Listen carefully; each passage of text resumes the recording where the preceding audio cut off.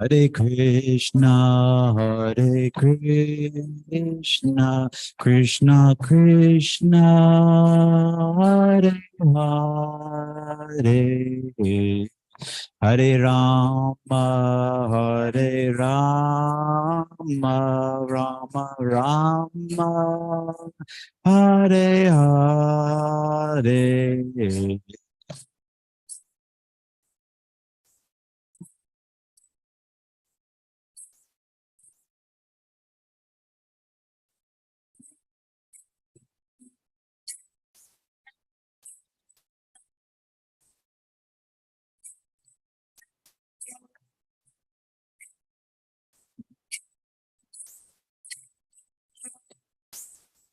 Hare Krishna, Hare Krishna, Krishna Krishna, Hare Hare, Hare Rama, Hare Rama, Rama Rama, Hare Hare.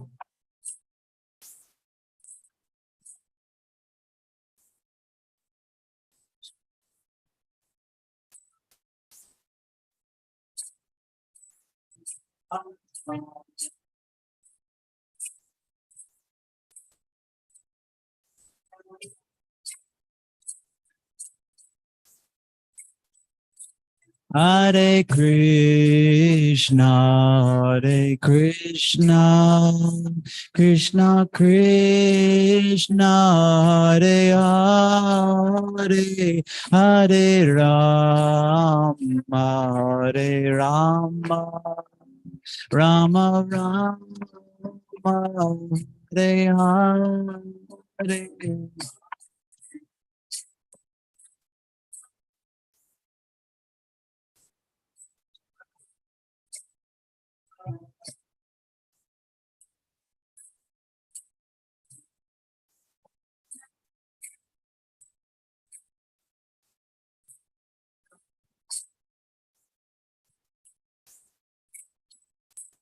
Hare Krishna, Hare Krishna, Krishna Krishna, Hare Hare, Hare Rama, Hare Rama, Rama Rama, Hare Hare,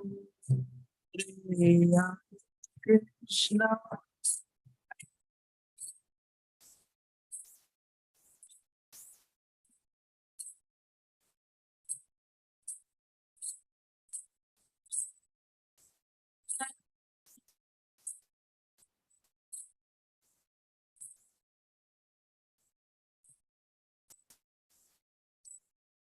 Hare Krishna, Hare Krishna, Krishna Krishna, Hare Hare, Hare Rama, Hare Rama, Rama Rama, Hare Hare.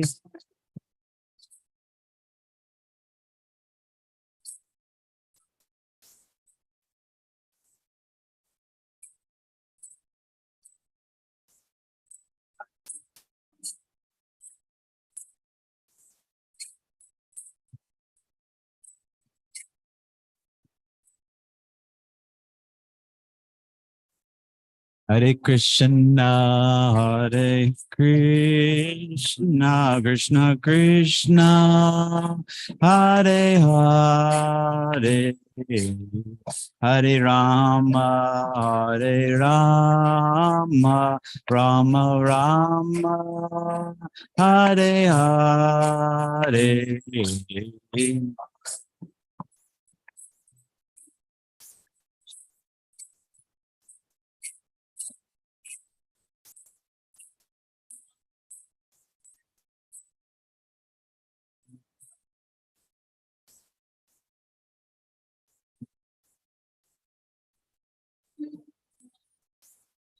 Hare Krishna, Hare Krishna, Krishna Krishna, Hare Hare, Hare Rama, Hare Rama, Rama Rama, Hare Hare.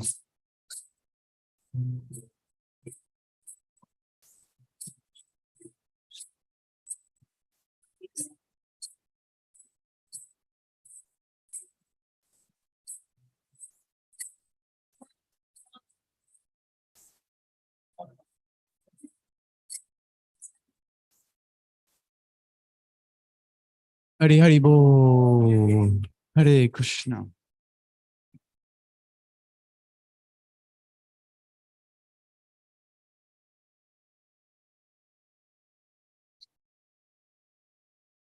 Om Jnanatimbrandasya Jnananjanan Shalakya Chakshuran Militam Yena Tasmai Shri Gurave Namaha Shri Chaitanya Manobishtam Shtapitam Yena Bhutale Svayam Rupa Kadamayam Dadati Swapadantikam Vandeham Shri Guru Shri Yuta Padakamalam Shri Gurun Vaishnavam Shcha Shri Rupam Sagrajatam Sahaganath Raghunathan Vitam Tam Sajivam Sadvaitam Sadvadutam Parijana Sahitam Krishna Chaitanya Devam Shri Radha Krishna Padan Sahaganath Lalita Shri Vishakhan Vitam Shcha Hey Krishna Karuna Sindhu Dina Bando Jagatpate Gopesha Gopika Kanta Radha Kanta Namostute Tapta Kanchana Gorangi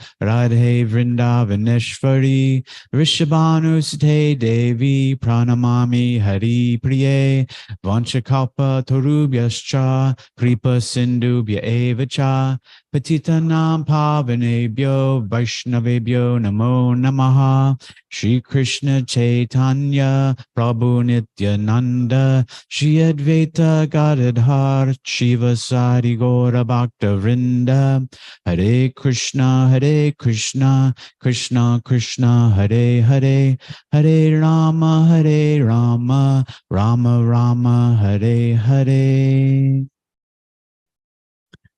We can read together chapter 4, texts 12 through 24.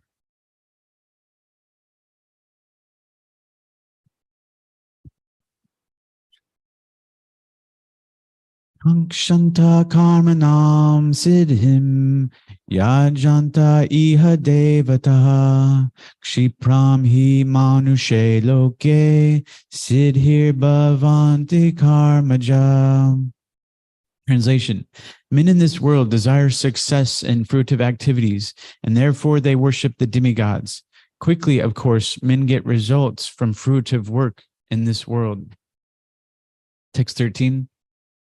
Chaturvanyamaya shishtam guna karma vibhagashaha tasya kartaram api mam vidya kartaram avyayam. Translation: according to the three modes of material nature and the work ascribed to them, the four divisions of human society were created by me.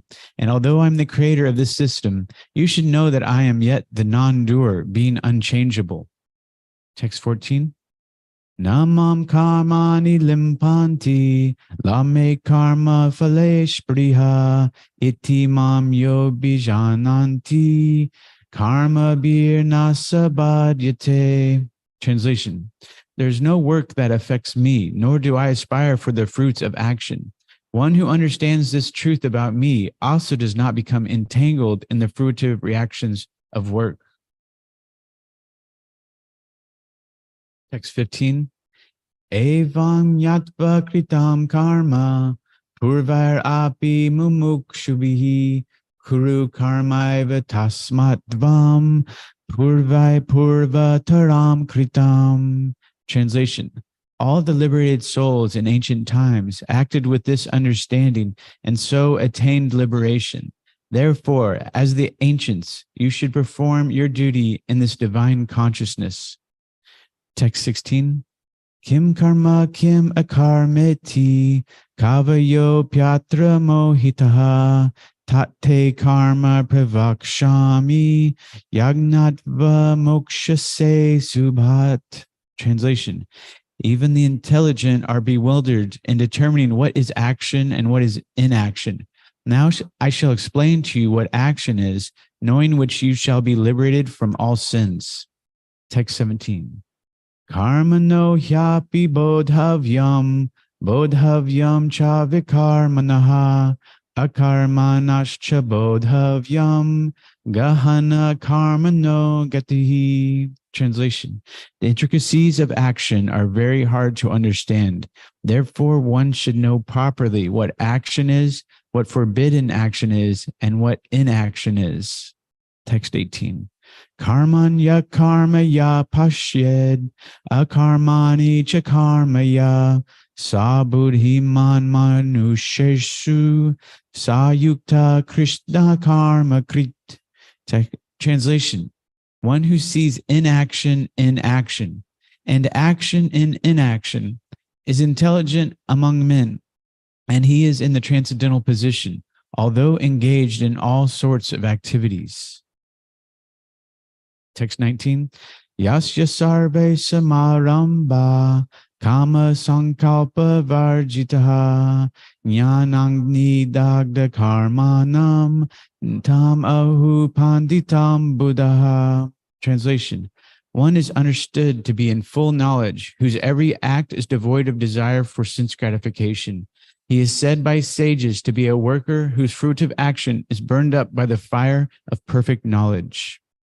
Text 20. Tyaktva karma phalasangam nitya tripto narashraya karmanyabi pravritopi naiva kinchit karoti saha. Translation: abandoning all attachment to the results of his activities, ever satisfied and independent, he performs no fruitive action, although engaged in all kinds of undertakings. 21. Nirashiryata chitatma tyakta sarva parigraha shariram kevalam karma kurvan apnoti kil bisham. Translation: such a man of understanding acts with mind and intelligence perfectly controlled, gives up all sense of proprietorship over his possessions, and acts only for the bare necessities of life. Thus working, he is not affected by sinful reactions. Text 22. Yaricha labha santushto dvandvatito vimatsaraha samasidhav asidhaucha kritvapi na nibhadyate. Translation: he who is satisfied with gain which comes of its own accord, who is free from duality and does not envy, who is steady both in success and failure, is never entangled, although performing actions. Back to text 12. I'll read the translation and purport by His Divine Grace A.C. Bhaktivedanta Srila Prabhupada, founder, Acharya of the International Society for Krishna Consciousness. Srila Prabhupada Jai. Translation: men in this world desire success in fruitive activities, and therefore they worship the demigods. Quickly, of course, men get results from fruitive work in this world. Purport: there's a great misconception about the gods or demigods of this material world, and men of less intelligence, although passing as great scholars, take these demigods to be various forms of the Supreme Lord. Actually, the demigods are not different forms of God, but they are God's different parts and parcels. God is one, and the parts and parcels are many. The Vedas say, Nityo Nityanam, God is one. Ishvara Parama Krishna, the Supreme God is one. Krishna and the demigods are delegated with powers to manage this material world.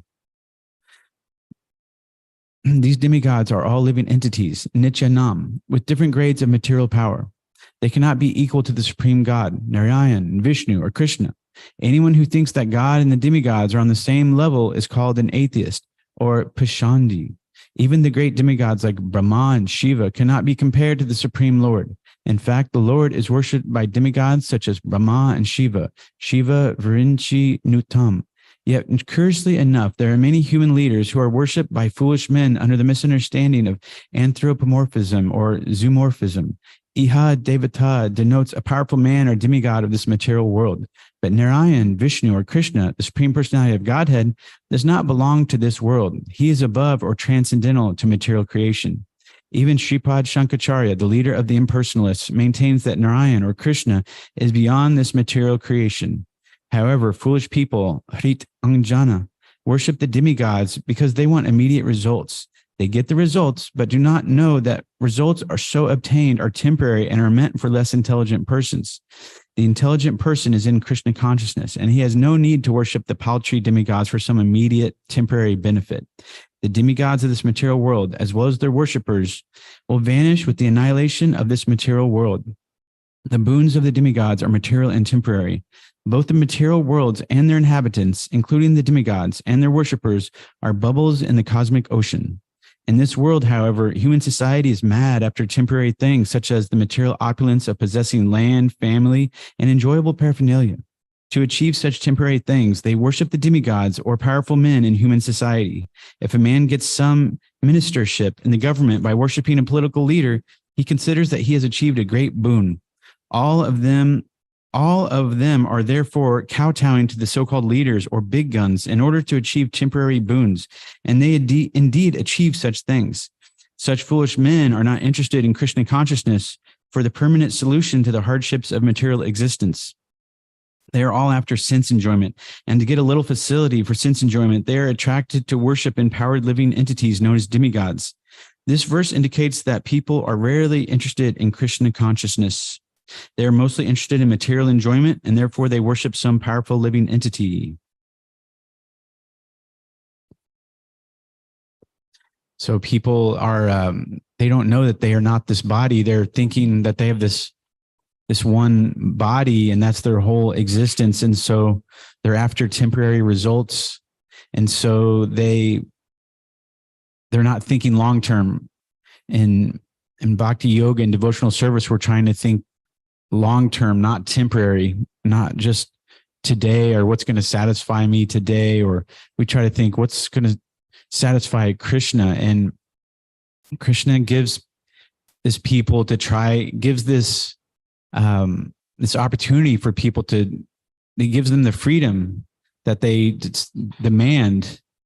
And so people they can go after sense enjoyment if they want to, but with a little bit of knowledge, you realize that that's actually just a wormhole. That's a cycle, a samsara, and that's a cycle, just a vicious cycle of trying to please oneself and kowtowing, as he says, and worshiping the demigods. It is said to be in the mode of goodness compared to someone that's in complete ignorance. The three modes are the mode of goodness, the mode of passion, the mode of ignorance, sattva, raja, tamas. And so they're hankering after to satisfy their bodily demands and to kind of scratch an itch sometimes, or to get some sort of acknowledgement, or to get some sort of acclaim or some. And it's we're really only happy when we're serving, but they're trying to get some sort of acclaim. But we're trying to get above these dualities. How does one get past these dualities? Dualities can be things like, me and everyone else. That's a duality. And the duality of pain versus pleasure. The mode, the duality of good or bad, and happiness, distress, so many dualities in this world, and they're hard to transcend. We get locked into them, and we can think things like, I deserve respect, or I want to prove myself to others, and these things.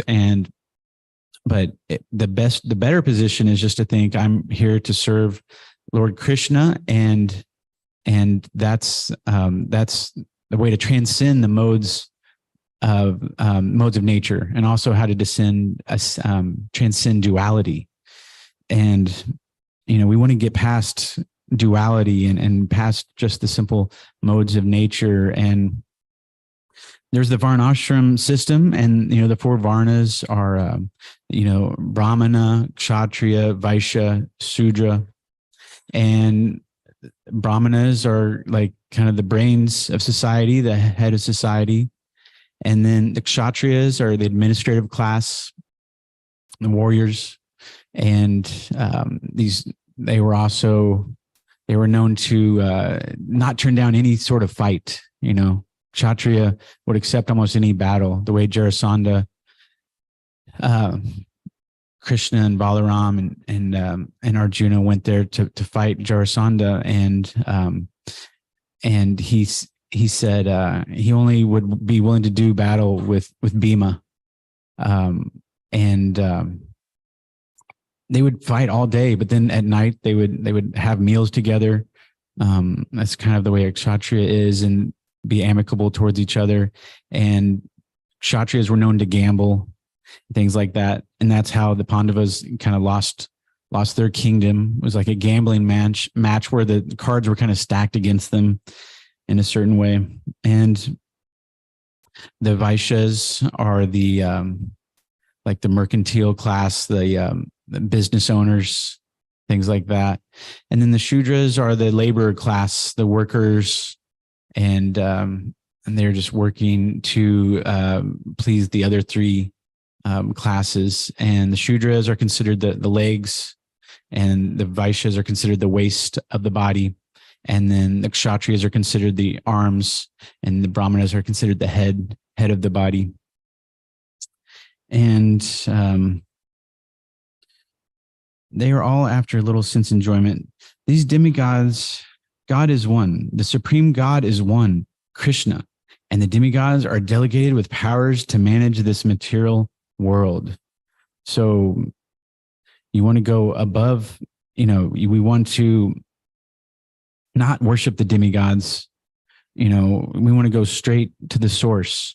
And Krishna is actually aloof from all duality, and he's above the varnashram system. And he doesn't really even grant boons to anyone, because they say when someone gives a reward, the person that gives the reward is also changed in some ways. And so he's unchangeable. And it's a chinta beta beta tattva, inconceivable oneness and difference, where there's a lot of logic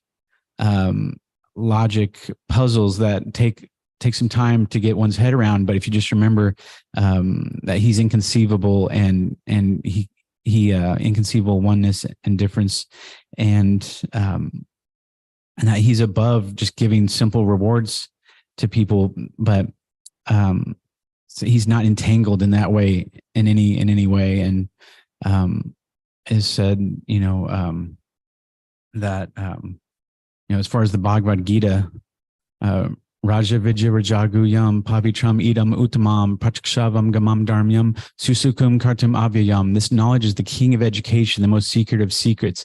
It is the purest knowledge, and because it gives direct perception of the self by realization, it is the perfection of religion. It is everlasting, and it is joyfully performed. And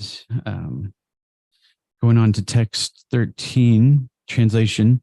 According to the three modes of material nature and the work ascribed to them, the four divisions of human society were created by me. And although I am the creator of this system, you should know that I am yet the non-doer, being unchangeable. So he's completely unchangeable. Going on to text 14. There is no work that affects me, nor do I aspire for the fruits of action. One who understands this truth about me also does not become entangled in the fruitive reactions of work. So here it's kind of a secret is given. How does one not become entangled in the fruitive reactions of work? Well, if you understand that for Krishna, there is no work that affects him, nor does he aspire for the fruits of action. So he's not affected by any of our works, and nor does he aspire for the fruits of those works or any works. He's beyond that. And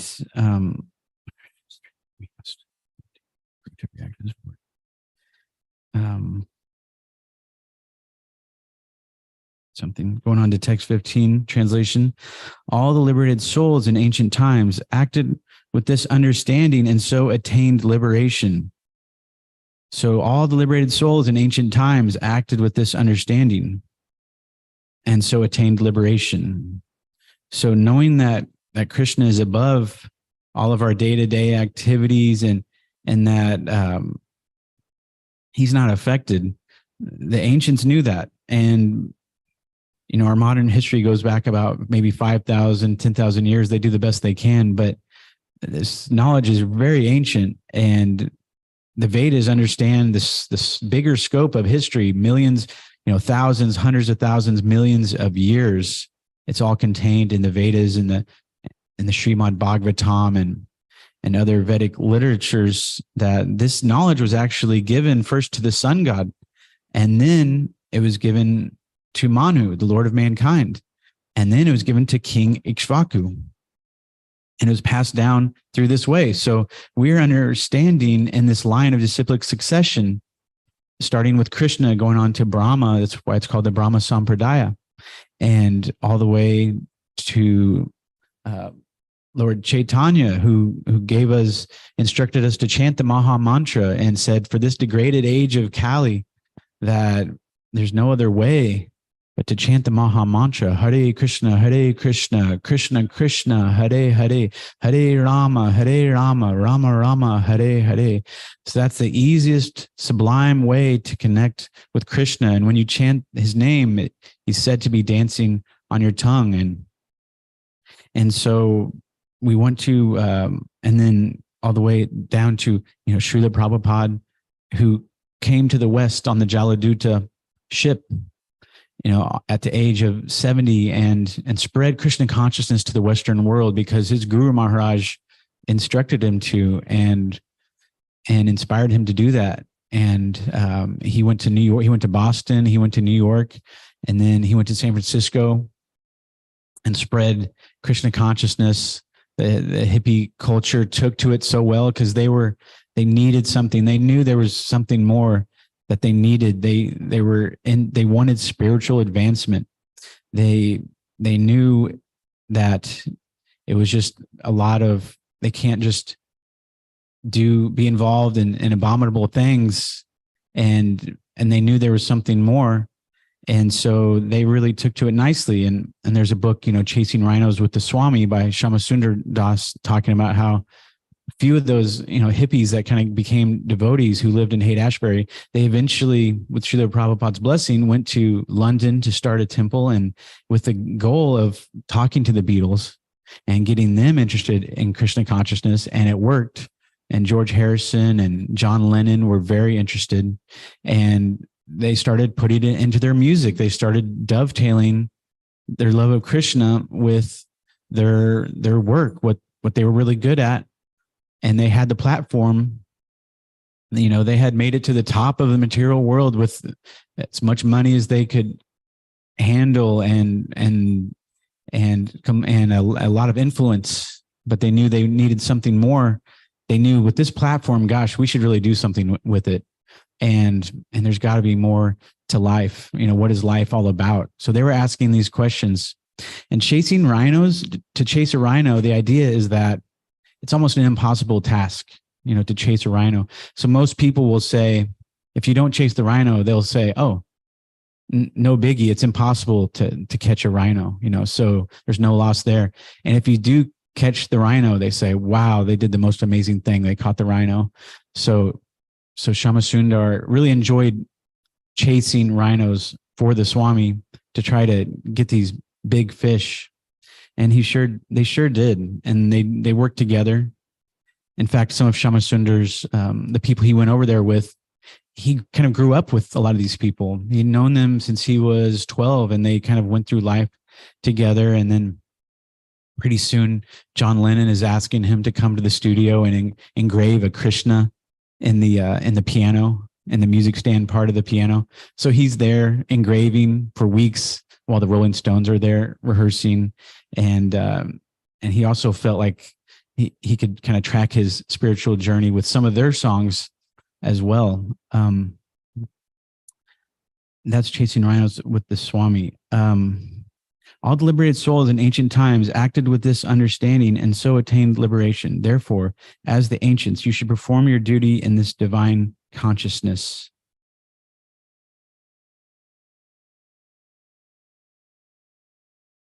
Text 16. Even the intelligent are bewildered in determining what is action and what is inaction. Now I shall explain to you what action is, knowing which you shall be liberated from all sins. Text 17. The intricacies of action are very hard to understand. Therefore, one should know properly what action is, what forbidden action is, and what inaction is. Purport. If one is serious about liberation from material bondage, one has to understand the distinctions between action, inaction, and unauthorized actions. One has to apply oneself to such an analysis of action, reaction, and perverted actions because it is a very difficult subject matter. To understand Krishna consciousness and action according to the modes, one has to learn one's relationship with the Supreme, i.e., one who has learned perfectly knows that every living entity is the eternal servitor of the Lord, and that consequently one has to act in Krishna consciousness. The entire Bhagavad Gita is directed towards this conclusion. Any other conclusions against this consciousness and its attendant reactions are vikarmas, or prohibitive actions. To understand all this, one has to associate with authorities in Krishna consciousness and learn the secret from them. This is as good as learning from the Lord directly. Otherwise, even the most intelligent person will be bewildered. So, it is said that you can try to get into a safe for many, many years, the tricky combination. But if someone comes along and gives you the combination, you can save months, years, maybe even hundreds of years, because you don't know how many numbers the safe has. But if someone comes along and gives you the code, it becomes very easy. And so vikarmas are called prohibitive actions. And we want to purify our actions and purify our consciousness because, we're serving Krishna and we're trying to become purified, and we're trying to be more like him, although we can never become him. We're just like a small drop of ocean water compared to the ocean.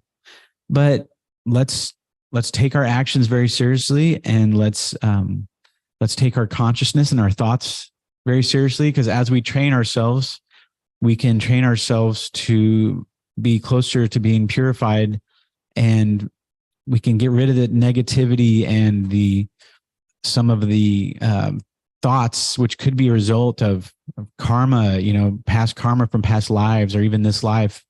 And so chanting the Maha Mantra is a way to purify our hearts. It's the way to purify our hearts. And associating with devotees is valuable. It's so valuable, like gold. And learn the secret from them. Just associate with them and learn how to not be, if you get say you get a great result from something, you do something and you get a great result.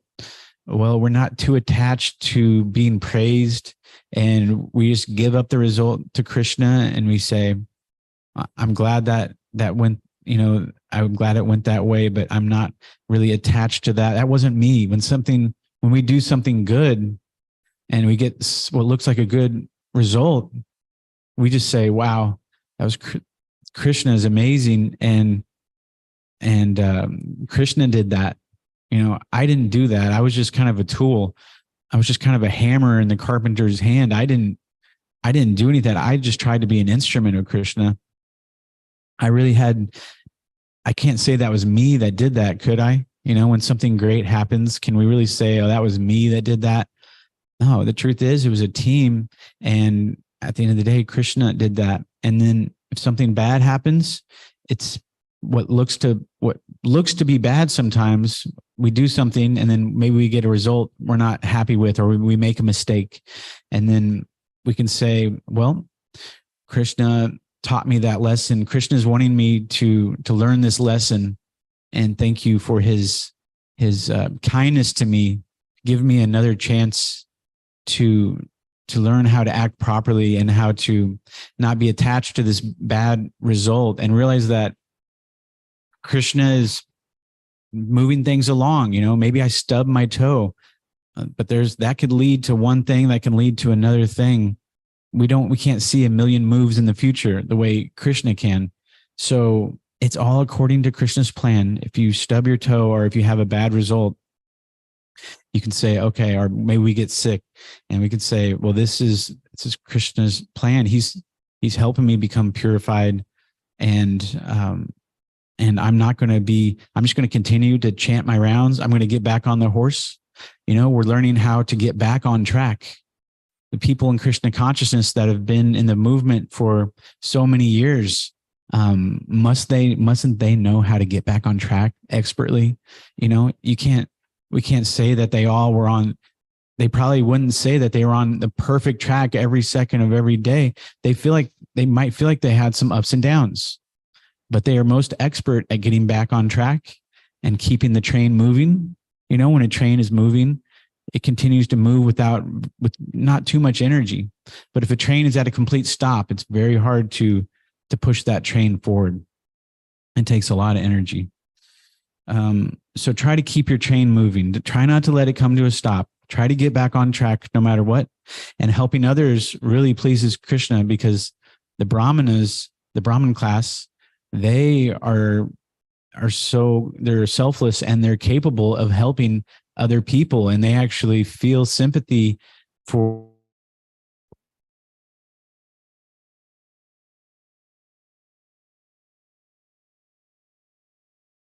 So if you feel like you can give some knowledge to people, don't hold back, don't hold back, and give your knowledge to others. Help them make it to the next level, because they need it. And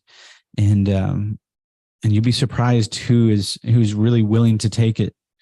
And text 18, one who sees inaction in action and action in inaction is intelligent among men, and he is in the transcendental position, although engaged in all sorts of activities. Purport: a person acting in Krishna consciousness is naturally free from the bonds of karma. His activities are all performed for Krishna. Therefore, he does not enjoy or suffer any of the effects of work. Consequently, he is intelligent in human society, even though he is engaged in all sorts of activities for Krishna. Akarma means without reaction to work. The impersonalist ceases fruitive activities out of fear, so that the resultant action may not be a stumbling block on the path of self-realization. But the personalist knows rightly his position as the eternal servitor of the Supreme Personality of Godhead. Therefore, he engages himself in the activities of Krishna consciousness. Because everything is done for Krishna, he enjoys only transcendental happiness in the discharge of this service. Those who are engaged in this process are known to be without desire for personal sense gratification.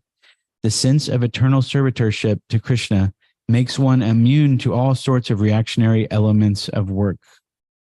So even when we take the beautiful prasadam foodstuffs, we think, I'm doing this is my service, and I'm doing this as a service to Krishna. And you can think of it like that.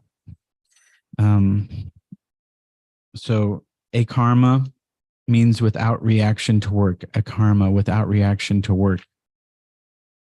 And then, inaction in action, and then action in inaction. Those are two different things. So those are kind of some fun things to analyze. So there's action, inaction, and unauthorized actions. Any other conclusions against this consciousness and its attendant reactions are vikarmas, or prohibitive actions. All right. So those are just, now, is there any questions or comments tonight from anyone?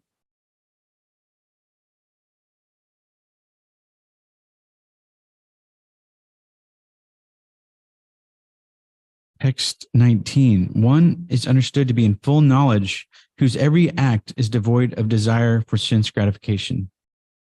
He is said by sages to be a worker whose fruitive action is burned up by the fire of perfect knowledge. Purport: Only a person in full knowledge can understand the activities of a person in Krishna consciousness.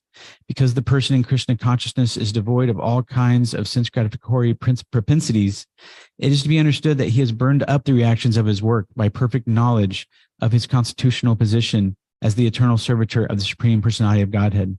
He has actually learned, who has attained to such perfection of knowledge. Development of this knowledge of the eternal servitorship of the Lord is compared to fire. Such a fire, once kindled, can burn up all kinds of reactions to work. Text 20. Abandoning all attachment to the results of his activities, ever satisfied and independent, he performs no fruitive action, although engaged in all kinds of undertakings. Purport. This freedom from the bondage of actions is possible only in Krishna consciousness when one is doing everything for Krishna. A Krishna conscious person acts out of pure love for the Supreme Personality of Godhead, and therefore he has no attraction for the results of the action. He is not even attached to his personal maintenance, for everything is left to Krishna. Nor is he anxious to secure things, nor to protect things already in his possession. He does his duty to his best ability and leaves everything to Krishna. Such an unattached person is always free from the resultant reactions of good and bad. It is as though he were not doing anything. This is the sign of akarma, or actions without fruitive reactions. Any other action, therefore, devoid of Krishna consciousness, is binding upon the worker, and that is the real aspect of vikarma, as explained hereinbefore. So no matter where we're at on this journey, we're going to keep climbing the ladder, and it's a process. So continually realize that growth is not always immediate or painless or obvious. So sometimes you read today, something can sink in a week later. So, and how you eat today can affect you a week later, and things like that. So we're trying to think about the future a little bit and trying to be regulated and just having fun with the growth process. And so thank you very much. Bhagavad Gita ki jai, Srila Prabhupada ki jai. Hare Krishna, Hare Krishna, Krishna Krishna, Hare Rama, Hare Rama, Hare Krishna.